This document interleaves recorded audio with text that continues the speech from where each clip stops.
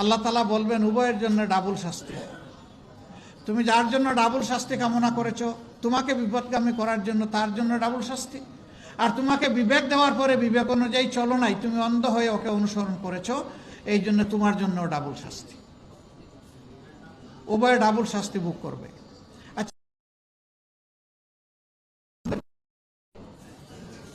কিন্তু এই মানুষগুলা যদি জাহান্নামের আগুন থেকে বেঁচে যায়, আমাদের কোনো ক্ষতি হবে? নিশ্চয়ই ক্ষতি হবে না। মহান আল্লাহ তাআলার দরবারে দোয়া করি, আল্লাহ যেন অন্তত আমাদের এই জমিন, এই ওয়াতন, এই দেশের সমস্ত মানুষগুলোকে তার নিয়ামত ভরা হেদায়েত দান করে, এবং তার অংশীদার যেন আল্লাহ আমাদেরকেও করেন, আমাদেরকেও যেন হেদায়েতের এই নিয়ামত থেকে আল্লাহ বঞ্চিত না করে।